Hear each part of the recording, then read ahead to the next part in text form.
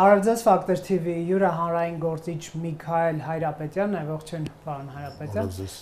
Վստահ եմ հետևում եք ինչ է կատարում եվրոպական մայրցամաքում, Լեհաստանի երկնքին դրոն է հայտնվել Տուսկի նստավայրի մերձակայքում, ըստ տեղեկությունների բելառուսներն ազգության բարձրացնողները եւ կարելի է ասել վերջին օրերին Եվրոպան տարբեր սցենարներ է քննարկում, արդյոք Ռուսաստան ռազմական ագրեսիան իրենց դեմ կշարունակի, թե չէ, չնայած ՆԱՏՕ-ի անդամ են, ԵՄ-ի անդամ են, չնայած ԱՄՆ-ն ասում է մեր դաշնակիցներին միայնակ չենք թողնի, բայց ամեն դեպքում արտառոց էր տասնյակից ավելի դրոնների առկայությունը ՆԱՏՕ-ի անդամ Լեհաստանի երկնքում, հետո կգանք նաև մեր ռեգիոն, որտեղ Նիկոլ Փաշինյանը եւ Իլհամ Ալիևը ասում են, որ խաղաղության շրջան է բացվել։ Երկուսն էլ իդեպ ասեմ ձեզ։ Հա, կարող են ասել եւ երևի մերոնք ավելի խելոք են մեր տարածաշրջանի առաջնորդները, մանավանդ Վրաստան, քան այս եվրոպացիք, օրինակ հիմա չի կարելի, իրանք իրոք նեղն են, բարյականությունը թույլ չի տալիս, որ ասեմ, հիշում եմ 2007 թվականին, երբ impeachment դաշինքն էինք սարքում, ռադիո ելույթի ժամանակ ասացի, որ Եվրոպան, այս ժամանակ Եվրոպան ձյու վրա էր, կարելի էր էլի ասել, Եվրոպան խնդիր չէ, այստեղ մեզ համար խնդիրը Միացյալ Նահանգներն է, այդպիսի դաշնակից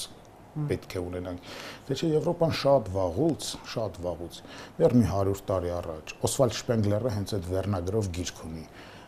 Եվրոպայի մայրամուտը, քաղաքակրթորեն ավարտված, դրոշակը Եվրոպայից մայրցամաքից տեղափոխվել է, վաղուց ի վեր տեղափոխվել է ամերիկյան մայրցամաք, այսինքն ջատագովը, արևմտյան քաղաքակրթության եւ ջատագովը եւ ջահակիրը Միացյալ Նահանգներն է, կարծեք թե այդպիսի մի բան ասած, որ մենք ենք պաշտպանները արևմտյան քաղաքակրթության, այդ Միացյալ Նահանգների փոխնախագահը, կարծեմ թե ինքն ասած այդպիսի մի արտահայտություն արեց։ Հիմա որ ասեմ դրանք պարավոց օրիորդներ են Եվրոպայում, ուղղակի շպարված դիմափոշիով, վատ կլինի, որովհետև մեզանում ես գիտեմ ինչքան հորթի հրճվանքով սպասում են Եվրոպա գիրկը նետվելու, այդ տարեց կնոջ գիրկը նետվելու, բայց հաղթում են երիտասարդներն ուժեղները։ Թրամփը փչեց այդ փոշին, ասես պարզվեց, որ օրիորդը տիկին է մեղմ ասած կամ զառամյալ կին է։ Թրամփը ամենամեծ լավությունն է անում Եվրոպային, այն ինչպես Ձենովոհանն էր գոռում, հորի մեջ փակված դավթին, ասում էր մի հատ քեզ թափ տուր։ Հիմա ասած, եթե դուք կաք, հələ մի հատ ձեզ թափ տվեք։ Սկսեք ինքներդ ձեզ պաշտպանել։ Այո, հիմա կտեսնենք Եվրոպան իրոք Շպենգլերի ասած մայրամուտի մեջ է, արդեն ավարտվում է, եւ որպես թոշակառու պարզապես նրա զավակը Միացյալ Նահանգները նրան պիտի թոշակ նշանակի եւ պահի, դե Եվրոպան ինքնին ուժային կենտրոն կարող է լինել, մարդիկ իրենք էլ չէ եվրոպացիները հայտարարում են, որ մենք ուզում ենք Միացյալ Նահանգների, Չինաստանի, Ռուսաստանի նման մենք էլ լինել, մեզ խաղից դուրս մի թողեք, բառաց են արտահայտում, ամենառաջին դեմքերը Եվրամիության։ Այնպես որ այստեղ ավելի շատ մեզ պիտի հետաքրքրի, թե այս չլուծված դեռևս իրենց հստակ կարգավիճակում, իրենց հստակ աթոռին չնստած ուժերը, եթե այս վիճակում են, մենք ինչպես ենք կարողանալու կողմնորոշվել, որովհետև որևէ բան բացառված չէ, գուցե Եվրոպան շատ բարձրանում է, գուցե զոհաբերում են Եվրոպային ուրիշ տեղում ինչ-որ բան վերցնելու համար, կամ Եվրոպայի ինչ-որ հատված են զոհաբերում, ինչպես որ օրինակ ասենք ուկրաինացի ժողովրդի ողբերգությունը եղավ, դա իրոք ողբերգություն է, մենք դեռ 1 միլիոն զոհերի մասին ենք ասում, իսկ քանի միլիոնը գնաց եւ ովքեր են գնացել, գնացողներն են երիտասարդներն էին, որոնք պիտի զավակներ ունենային եւ Ուկրաինան, որ սովետական միությունի երկրորդներ պիտի լիներ, հիմա չկա, դա ում շահերից է բխում, արդյոք միայն Ռուսաստանի, թե այնտեղ ուրիշ շահագրգիռներ էլ կային, գուցե նրանք ում հետ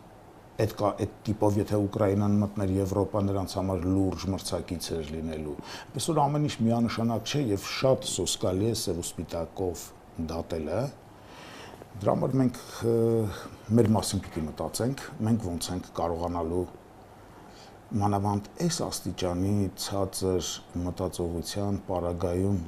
գլուխ անել մեզ կուլ են տալ ուղղակի, եթե այսպես տգետել մնացինք, շարունակեցինք տգետել։ Մեր թեմաները պարտադիր կգանք, հատկապես որ վերջին շրջանում կան նորություններ, պարոն Հարապետյան, որ կուզեի անպայման ձեզ հետ քննարկենք, ինչ է ուզում Ռուսաստանը։ Ձեզ հասկանալի է, որովհետև վերլուծական շատ լուրջ շրջանակներ, կազմակերպություններ, օրնիբուն նստած պես մտածում են, ինչ բանաձև առաջարկեն Ռուսաստան, որ պատերազմը կանգնեցնի, Թրամփը պրո-թրամփյան ուղեղային կենտրոններ կան, որոնք տնտեսական համագործակցության հնարավորություններ են առաջարկում Չինաստանից պոկել, չգիտեմ, բայց Պուտինը թվում է խորհրդակցում է պատերազմի շարունակման շուրջ կայսրերի եւ կայսրուհիների հետ, ինչպես ռուս պաշտոնյանից մեկն էր, Խոստովանել, եթե չեմ սխալվում, Լավրովը,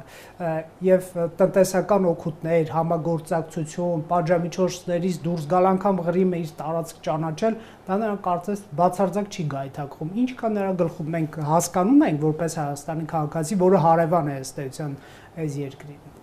Մենք շատ կուզենայինք, որ հասկանանք, բայց չենք հասկանա, որովհետև մենք մեծ մեղք ունենք։ Կարելի է սրա հոգևոր ակունքներից սկսենք։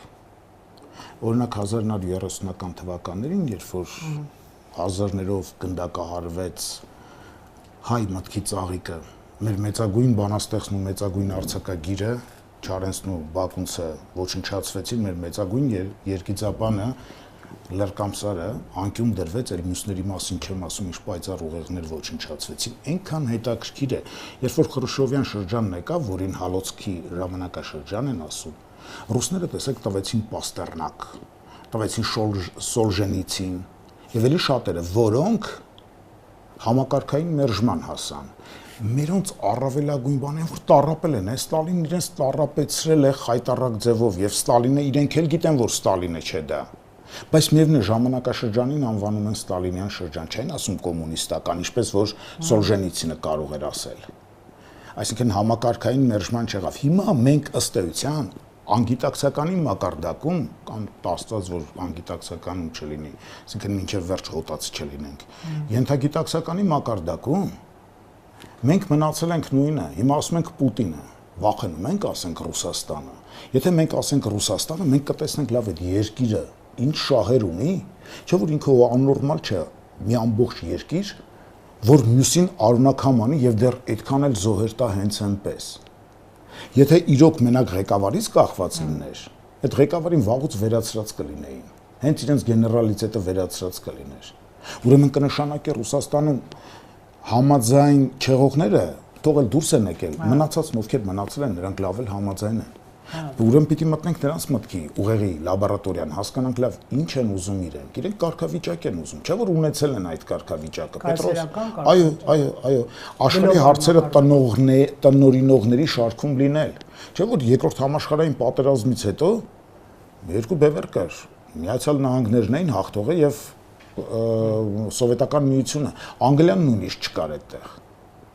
Անգլիան իր դիրքերը զիջեց, իր դրոշակը տվեց, տեղափոխվեց Մեծ Բրիտանիայի դրոշակը երկրորդ համաշխարհայինից հետո տեղափոխվեց Միացյալ Նահանգներ։ Հիմա հանկարծ բսկտված է այդ երկիրը, ընդ որում իր ցածրակարգ լինելու պատճառով հիմա կարող եք ասել, որ մի քիչ դա ռասիստական կամ ֆաշիստական բան է, իր ժողովրդի ցածրակարգ լինելու պատճառով Ռուսաստանը չի կարողանում այլևս չի կարողանում հունչ դառնալ ժամանակակից աշխարհին։ Եվ ամենևին էլ 100%-անոց չէ, որ երկու հատ վրացի տղա Ստալինի ու Բերիայի նման կգնան նորից այդ ողորմելի թշվառ երկիրը կսարքեն համաշխարհային երկիր։ Այն մի ժողովուրդներին եւ հենց ռուս ժողովրդին էլ ոչնչացնելու գնով։ Այսինքն մենք լրիվ ուրիշ միջավայրում դրել ենք ինչ-որ Պուտինի խնդիրը չէ, այտենց հա ես ծափահարում եմ Բայդենը հենց եկավ իշխանության Պուտինին ասաց մարդասպան, է որ մեկը մարդասպան չի։ Պերմյակովը մարդասպան չէր, որ մեկը դրանցից մարդասպան չէ, ռուսական իշխանության կամակատարների կամ հենց իշխանության մեջ գտնվողներից, բոլորն են այդպիսին։ Այսինքն դա պիտի մի կողմ դնել։ Պուտինին ուզում է Պուտին չլինի, տեղը Նիկոլայ II բերեն կամ Ալեքսանդր III բերեն, դրանք բոլորը նույնն են։ Մենք պիտի հասկանանք, որտեղ է, որ նրան շահը կարող է մեր շահին համընկնել եւ որտեղ է, որ կարող է բախվել։ Իսկ դա հասկանալու համար պիտի հասկանանք Ռուսաստանն այսօր այն ուժ ունի, որ ինքը դառնա վճռորոշներից մեկը, այո, կրիտիկական մի բան ունի։ կարմիր կոճակ ունի ինքը, այո։ Միջուկային երկիր է, ընդ որում ոչ երկրորդական, Միացյալ Նահանգներից հետո իսկ տեղտեղ որոշ տեսակներով հենց միջուկայինով Ռուսաստանն առաջինն է, որն այդքանով այո, բայց քայքայված տնտեսություն եւ հարբեցող զզվելի ժողովուրդ Ռուսաստանում, այն մտավորականությունը փիլիսոփայական շոքենավերի նման թողեց գնաց, այսել երկրորդ անգամ ռուս ժողովրդին այսպես քամում են, ինչքան որ բանում ոնց է ասում Աստվածաշնչում, մի երկիր, որ սպանում է իր մարգարեներին, հա, Ռուսաստանն իր մարգարեներին դուրս է նետում եւ տակը բիդլոն է մնում։ Եվ չզարմանաք, որ այն 3 մետրանոց նեանդերթալյան դեմքերով տպերը կլինեն վաղը Ռուսաստանում, եթե անգամ Պուտինին գցեցին, որը ավենևին էլ ոչ հավանական չէ, այդպես չի որ, հա, եթե մանավանդ Կովկասը կորցնի ինքը։ Շատ լավ տեղ եկանք։ Տեսեք, վարչապետ Փաշինյանը մեկ-մեկ այսպես անկեղծության ժամ է հայտարարում եւ խոսում նրանից, որ մեր հայրենասիրությունը, այս ռեգիոնում ապրելու կանոնները կայսրությունն է մեր ներսում ներդրել եւ դա սառը պատերազմի տրամաբանության մեջ է, որ կան հավերժ երկու թշնամիներ թուրքեր եւ ադրբեջանցիներ, դուք ունեք օբյեկտիվ ցավեր, ցեղասպանության ցավը, տարբեր այսպես պրոբլեմատիկ արյունոտ էջեր եւ այլն,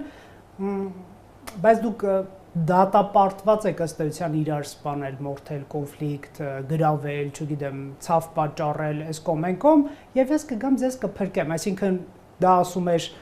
ռուսական կայսրությունը, դա ասել է Խորհրդային Միությունը, դա ասել է այսօրվա Ռուսաստանի Դաշնությունը։ Դուք ըստ էության սա է ասում, հա, դուք ինչ եք մտածում այս մասին, հնարավոր է դուրս գալ այս շրջապտույտից եւ վերջին շրջանի հայ-ադրբեջանական համաձայնությունը, ասենք Վաշինգտոն, դուք արդյոք այդ խոշոր տրամաբանության մեջ կտեղավորեք, արդյոք այնքան են հասունացել պետական գործիչները երկու երկրում, որ եկել են այն եզրահանգման, որ մենք կարգավորենք հարաբերությունները, թույլ չտալու մեր կոնֆլիկտը ցավերը, իրական ցավերը, հա, մանիպուլացնել եւ, այսպես ասենք, կառավարման մեջ առնել այս տարածաշրջանը։ Ընդհանուր գծի հետ կապված բնականաբար բան չունեմ ասելու, շատ ճիշտ է, իհարկե։ Կայսրության հայրենասիրության կայսերական կերպն է մեզ ներարկված հարց չկա այդտեղ, դա հասկանալի է, որովհետև մինչև ռուսների 1801 թվականը մինչև Կովկասյան լեռնաշղթայի այս կողմ անցնելը ազգային հողի վրա մեր մատենագրության մեջ ոչ մի արձանագրված տող չկա, որ ազգային հողի վրա հայ-թուրքական ընդհարումներ են եղել։ Թուրքերը Հայաստան պետություն չեն գրավել, երբ որ մտել են այս տարածաշրջան։ Դա եղել է Բյուզանդիայի մի ծայրագավառը, ում պատճառով հայ սրիկա իշխանների էլիտայի եւ հայ եկեղեցականների, եկեղեցական վերնախավի։ Մենք այլևս պետականություն չունենք, այսինքն ինքը գրավել էր Բյուզանդիայից։ Այսինքն մենք դրանից հետո 100-ամյակներ, դա 1047 մեր պետականությունը հանձնել են, կտակել են ըստ էության իշխանները Բյուզանդիային։ Ինչ կտակը չի, հա, լավ, կտակել ենք 1045-ին վերացավ, մեր վերացրեցին մեր ճիվաղները, մեր պետականությունը թագավորին աքսորելով, հա, կուտը տալով թե գնային, իմանալով թե այնտեղ ինչ են բերելու թագավորի գլխին, Գագիկ թագավորի։ Այստեղ ընդամենը տարի ու կես հետո առաջին ներխուժումներն եղան 1047 թվականին։ Ու թուրքերն եկան, ընդ որում շատ քիչ եկան, բայց քանի որ պասիոնար էին իրենք, ավելի մարտական էին, թեկուզ եւ մեր պատկերացրած մշակութային բանաձևում իրենք շրիշակի մակարդակի էին, իրենք կարողացան ընդամենը նարեկացուց մի քանի տարի հետո կես դար չանցածել իրենց մշակույթը պարտադրել մեզ։ Իրենց մշակույթը 1000 տարի է պարտադրված է։ Նայեք մեր վարչապետին, լավ նախադասություն է ասված, հարց չկա այդտեղ։ Պարտադրված է վարչապետի ազգանունից սկսած, մինչև վարչապետի խոսույթ, ինչ է խոսում, ինչ դիսկուրս է բերում, եւ ինչ բառերով է բերում, եւ ինչպես են նրան պատասխանում։ Սա մեր ողբերգությունն է, ողբերգության ցուցադրություններ։ Ափսոս, որ ինձ ուղարկեցին եւ ուղարկողին հարգում եմ, ստիպված նայեցի այդ 12 րոպեանոց բան այդ ուրախ կլինեի, որ գոնե կարդացած լինեի։ Չնայած գուցե հիմա եմ ուրախ, կարող ենք վերագրել, որ չեն կարդացել Ստեփան Զորյանի ցանկապատը, դրա համար են Եւ այս կողմից դերասանների կողմից եւ վարչապետի կողմից էիտ աստիճանի ցածր մակարդակի, երբ որ մտածական ցանկապատը թողած, այն ոչինչ անեկդոտի նման, ինչ գիտենք, պատտում են գնացեք այդ տավուշում տեսեք իրանց գյուղում դպրոց ենք սարքում, Փարիզ մենք սա հայտարարություն է։ Մենք երբ պիտի այդ բիդլոյի անեկդոտների մակարդակից վեր կարողանանք բարձրանալ, մեր շուրջն ինչ է կատարվում, համատարած համաշխարհային խենթություն, խելագարություն։ Այնպես որ այո, իսկ Ալիևի հետ կապված, որ ասացիք այդ երկուսով պայմանավորվում են բան, վերջերս Ալիևը այսօր էր ոնց որ Թուրքիայի ԳՇ պետին ընդունել եւ ասել, որ խաղաղության շրջան է բացվում, սա մարդ է, որը բացարձակ կոմպլեքս չունի հայերի դեմ ատելություն սերմանելու իր շրջանում, իր ժողովրդի շրջանում, բայց նաեւ խոսում է այսպիսի բան, մենք հաճախ մեզ մոտ արձագանք ստանում են պես ասենք հակահայկական թշնամական նարատիվներ, որ Ալիևից գալիս են, նման խոսույթներ էլ կա, ես կուզեի հասկանալ, սա իրական այսպես մտադրությունների մասին կարող է լինել։ Նայեք, եւ իմ կներեք, որ ընդհատում եմ, իմ այն հարցի երկրորդ մասը չմոռանաք, արդյոք Հայաստանի, Ադրբեջանի այս տարածաշրջանի ժողովուրդների առաջնորդի եկել են գիտակցական այն մակարդակին, որ հերիք է իրար սպանել եւ թույլ տալ օտար ուժերը գան եւ այդ մեր ցավերը մանիպուլացնելով բոլորիս էլ ըստ էության իշխեն։ Արդյոք սա այդ մասին է, թե սա նոր խաբեություն է, ինչ եք դուք տեսնում։ Երանի թե այդպես լիներ, կարծում եմ թե գալիս ենք դրան, բայց չենք եկել ամենևին էլ, որ սա ուրիշի խաղ է, որ Ղարաբաղի հարց գոյություն ուներ մենակ հայերի եւ ադրբեջանցիների համար։ Ղարաբաղի հարց ոչ Ռուսաստանի, ոչ Եվրամիության, ոչ մեկի համար չկա։ Դա նրանց համար առաջ գնալու, հետ գնալու ընդամենը փոքրիկ մի հատ տարածք էր։ Գիտեք, ռուս-չինական սովետական շրջանում, սովետա-չինական սահմանի վրա այդ վարացողերը, որ սահմանախախտների հետքերն երևան, երբեմն ավելի մեծ, ավելի լայն տարածքներ էին, քան Հայաստանի ամբողջ տարածքն էր։ Այսինքն նրանց չափումներում, եթե տեղավորվենք, հասկանանք իրենք ոնց են մտածում։ Մենք կտեսնենք նրանց վերաբերմունքի բուն ակունքայինությունը, բայց չենք տեսնում։ Իսկ որ Ալիևին եք ասում, նա ԿԳԲ-ի գեներալի տղա է, ՄԳԻՄՈ ավարտած։ Երևանցիները, չգիտեմ, գուցե նաև ուրիշները ունեն այսպիսի բան, որ դրանց եւ մարմնավաճառների խոսքը հիմք չէ, ասնավանի չի, հա, ԿԳԲ-շնիկի ասածը։ Այսինքն ինքը ինչ էլ ասի, դա էլ ասի, դրա հակառակն էլ ասի, երբեք վստահել պետք չէ,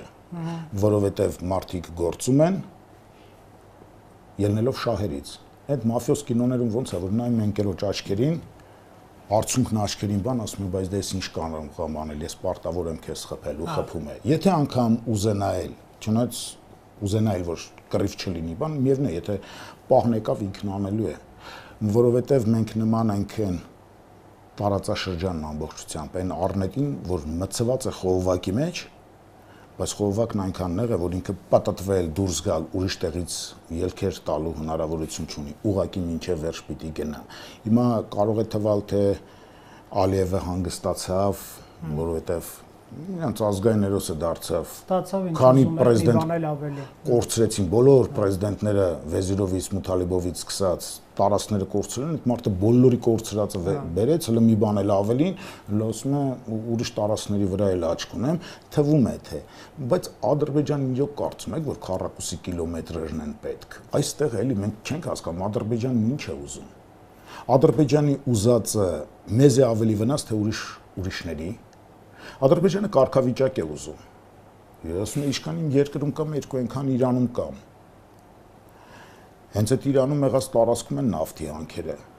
Ես էլ հսկայական նավթային պաշարներ ունեմ։ Տարածաշրջանի հեգեմոնի կարգավիճակ։ Այո, տարածաշրջանի հեգեմոնի։ Մանավանդ որ աշխարհը երկրորդ համաշխարհային պատերազմից հետո հավասարակշռումների հիմքով է կառավարվել։ Հիմա այս հավասարակշռումները Իրանը եւ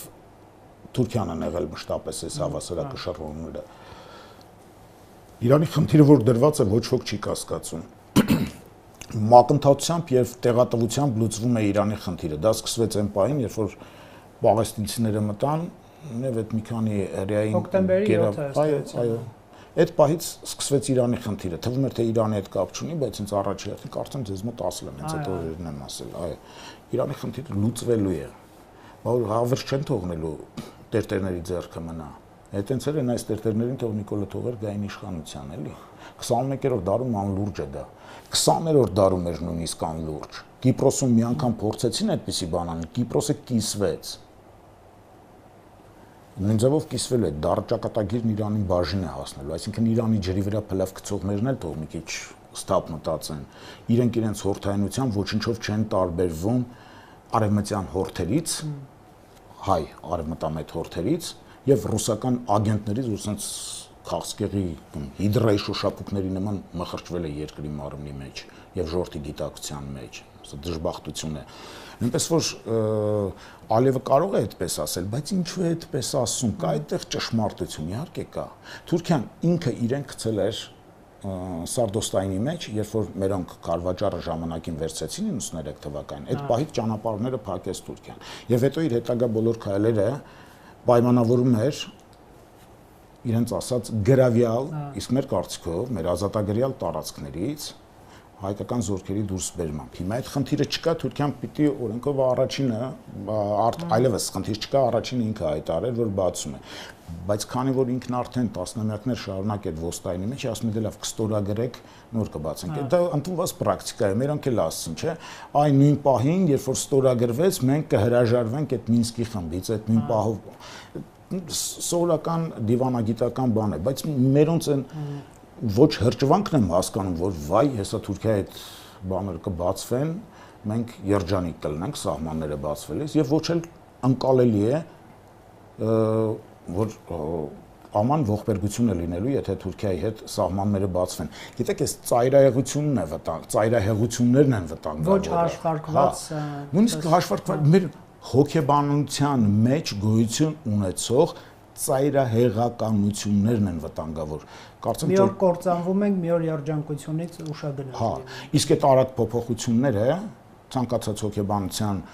դասագրքում գրված է, որ հոգեկան շեղման ցուցիչ են դրանք։ Մենք հիմա հոգեկան շեղման մեջ ենք։ Տեսեք, իրար ավելի շատ են ատում մերոնք, մեր ներսի բեկորները, քան այն որ դրսից մարտահրավեր են ռուսներին, թուրքերին, ովքեր որ կարող են պոտենցիալ վտանգ սպառնալ մեզ։ Իրար շատ ավելի այնքան եմ նմանեցնում դա 1995-96 թվականների իրադարձություններին, երբ որ թվում էր թե հաղթանակած պետություն ենք, նույնիսկ երազել չենք կարող, մեր երազանքներ լղիմը պահելը, լղիմի կրկնակի չափ տարածք ենք վերցրել, հաղթական զինադադար ենք կնքել, թեկուզ ժամանակավոր, ամեն ինչ ոնց որ նորմալ է, բայց հենց իշխանության մեջ, այնտեղ լուսահոգի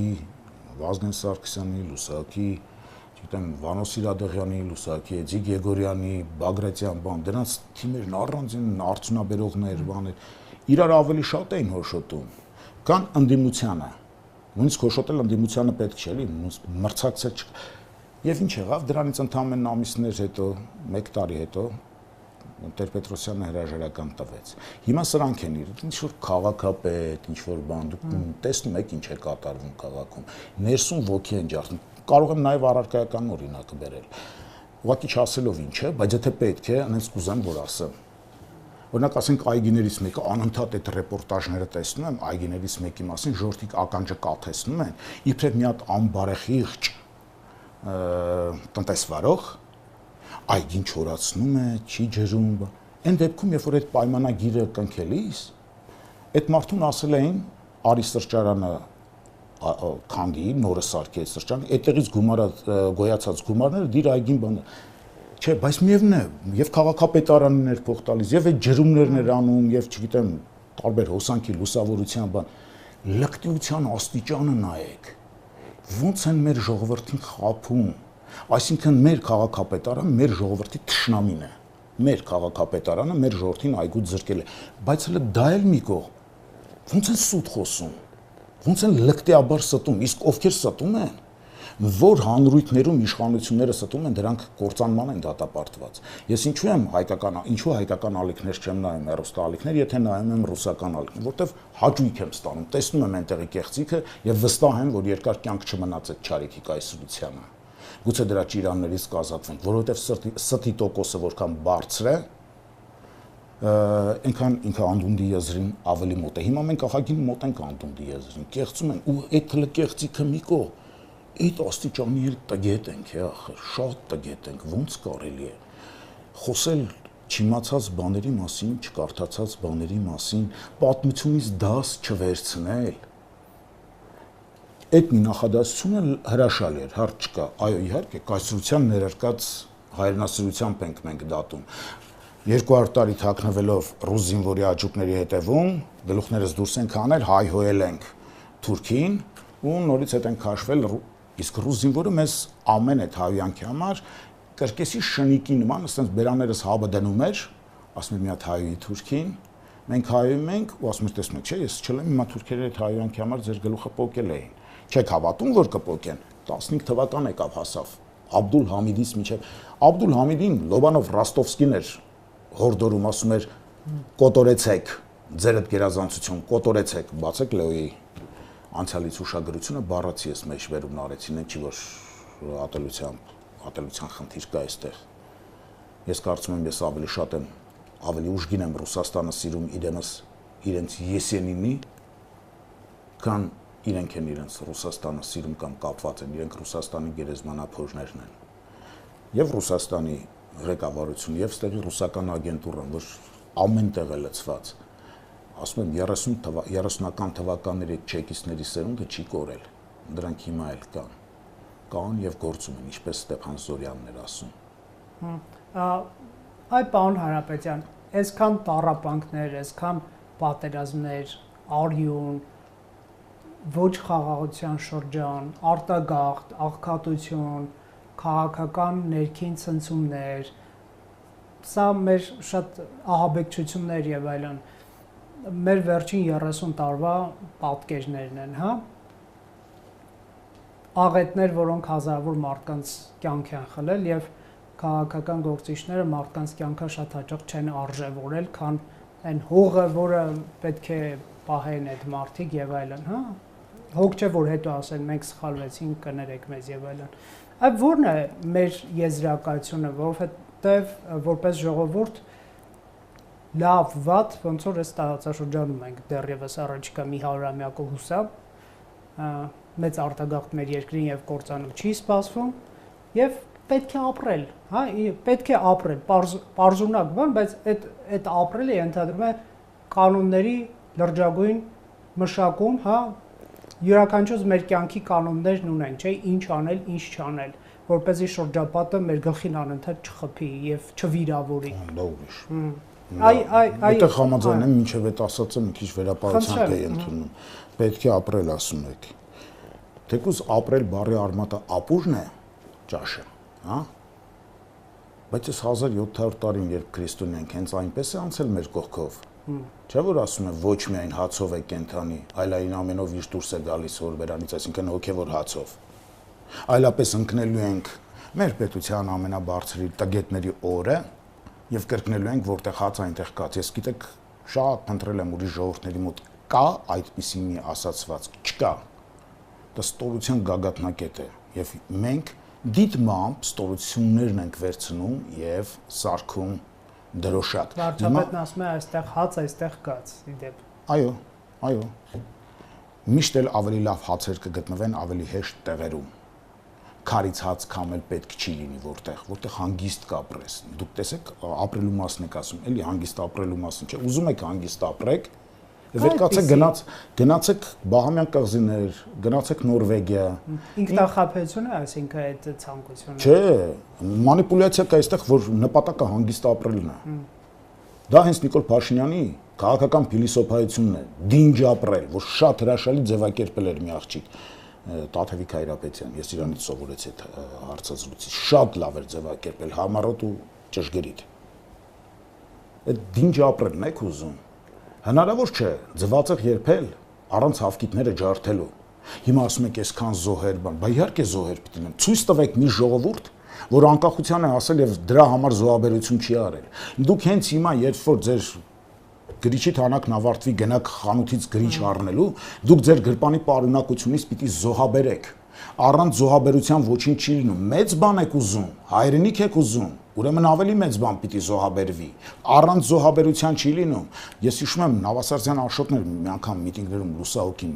հրաշք կերպարեր Աշոտը։ Ասում էր առաջ թագավորներն իրենց զավակներին էին զոհաբերում եւ ոչ թե քոսոտայցերի։ Մարդկության մեջ առաջին այդ ըստ Աստվածաշնչի առաջին զոհաբերությունը եղավ հենց դա խաբեության վրա։ Այդպես չեն արել, չէ՞, սոցիալական անարդարության զգացությունը հենց այդտեղից է եղել, որ իրենց զավակներին այս կոնֆլիկտներից եւ պատերազմներից փախցրել են եւ աղքատ մարդկանց զավակներին են, այսպես կրակի։ Դա էլ կա, էլի։ Մեծավ մասամբ ճիշտ եք ասում, բայց օրինակ այդպես չի։ Լևոն Տեր-Պետրոսյանի զավակը բանակում ծառայել է։ Ռմբակոծությունների ժամանակ Ռոբերտ Քոչարյանն իր զավակներին նկուղներում Ստեփանակերտում պահում էր, բայց դուրս չբերեց։ Այսինքն Նիկոլ Փաշինյանի տղան պատերազմի ժամանակ գնաց։ Եկեք, եթե վերապահումներ ունենք, եթե չենք սիրում, այնուամենայնիվ սովետական մենթի նման մեջ չպայենք, գրպանները պլան չգցենք։ Ուրիշ բան, որ նրանք այնքան թուլակամ էին, այնքան վատուժ էին, որ ինչ երկիր մեզ նոր գալիք սերունդներին ինչ են ժառանգում իրենք, ինչ երկիր են ժառանգում։ 4 գողականով կարող են ասել, ինձ հավաք, այսքան տվել է, այսքան էլ ստանամ։ Բացարձակապես ոչ, այդքան չեք տվել։ Դուք տվել եք այդքան եւ դրա տակը 10 այդքան վառոդով լի տակար դրված, պայթունի վրա նստած։ Թե չէ իսկականից թվում է, որ Սերժ Սարգսյանն այնքան ուժ չուներ կամ այնքան խելք չուներ, որ ինչ-որ մի հատ իջևանցուկի զիջեր իշխանությունը, այս ջահել ջուհուլներին, որոնց հիմա խոսում են, տեսնում եք, էլի, ասենք այդ ամբողջ տարածքից ուղեղի զանգվածը որքանն է։ Իսկ ինչ վառոդի տակառ էր դա։ Այն որ չհասկացան, այն որ չֆիքսեցին մեր ուզածը, մեր երազանքը, ինչ ենք վերջապես մենք ուզում։ Մի մարդ է մենակ ֆիքսել դա։ Տեր-Պետրոսյանը, եթե չեմ սխալվում, պատերազմ թե խաղաղություն գործում էր կամ թե չէ իր վերջին ասուլիսում էր, որ ասաց 3000 տարի Արցախում հայ է ապրել, մեր խնդիրն է, որ 3000 տարի հետո էլ հայ ապրի։ Մենք ասենք չէ, մենք ծովից ծովն ենք ուզում, հա, հələ գոհեղեք, որ Բաքուն չենք ուզում։ Մյուսները չֆիքսեցին, ցույց տվեք Ռոբերտ Քոչարյանի ֆիքսացը, չկա։ Սերժ Սարգսյանի ֆիքսացը ինչ Հայաստան է ուզում։ Ճշմարտությունները ասում են երկուսն էլ։ Նիկոլ Փաշինյանի ֆիքսացը մինչև պարտվելն այլ կերպ էր վարվում, չնայած հիմա մամուլում սպրտում են, որ հեչել չէ, էլի, մինչև պարտվելն էլ ինքը գիտեր ինչ է լինելու։ Մեր մոտ հոխորտում էր եւ դրսում վերելակների մեջ այլ կերպ էր իրեն պահում Ալիևի այդ զրույցներում։ Եվ ուղիղ գծով գնում էինք դեպի այ քաջություն ունենային, ոչ մեկը քաջ չէին այդ վերջին 3-ից, ոչ մեկը։ Որ ժողովրդին վեր կենային, ասեն ժողովուրդ, ուզում եք եկեք մեզ հրապարակում դրեք կախեք, մենք սա պահել չենք կարողանալու։ Մենք կարողանալու ենք միայն մի դեպքում, եթե դուք ձեր գոտիները մինչև վերջին անցքը սեղմեք։ Ուզում եք դա, թե չեք ուզում։ Թե դրա միջև ինչ որ բան եք ուզում, եկեք միասին որոշենք։ Չասացին դա, իրանք հստակ իմանալով, թե ինչ վախճան է մեզ սպասվում։ Եվ այդ ամբողջը ջարդեցին Խեղճ Նիկոլի գլխին։ Չնայած այնքան էլ խեղճ չէ, էլի, կամ բացարձակապես խեղճ չէ։ Մենք ազնվության լուրջ դեֆիցիտ ունենք եւ մեր առաջնորդներն ազնվության դեֆիցիտ ունեն։ Խորենացիներ գրում չէ, որ վատ եղավ, երբ որ վատ ղեկավարներ իշխեցին մեզ, չարական ղեկավարներ իշխեցին մեզ։ Հիմա թուլակամ ու տգետ ղեկավարներ իշխեցին մեզ եւ հիմա էլ շարունակում են դա։ Եվ ասում են առաջին դասարանցի երեխան QR կոդով կարող է տեսնել Մեսրոպ Մաշտոցի նկարը։ Դուք հասկանում եք ինչ անդունդի մեջ ենք մենք։ Ես չգիտեմ ինչ հրաշք պիտի լինի, Աստվածային ինչ կամեցողություն պիտի լինի, որ այս դժոխային վիճակը, որ այս վերջին իշխանությունը ստեղծել է մեր հոգևոր հայրենիքի համար, մենք մի կերպ փրկվենք, իսկ հոգևոր հայրենիքը տանուլ տվածները բացառված է, որ ունենան ֆիզիկական հայրենիք, նյութական հայրենիք, որովհետև ցանկացած նյութական հայրենիք կանգուն է հոգևոր հայրենիքի անկյունակարերի վրա, եթե ոչ, իսկ հիմա որպես թշնամի, որպես ամենաարյունարբուր թշնամի թիրախը սարքել են հենց մեր հոգևոր անկյունակարերը։ Այո, մեր իշխանությունը այսօրվա մեր պետականության եւ մեր ժողովրդի թշնամին է այնքանով, որքանով ոչնչացնում է հենց հոգևոր Հայաստանը։ Ինչը մի կերպ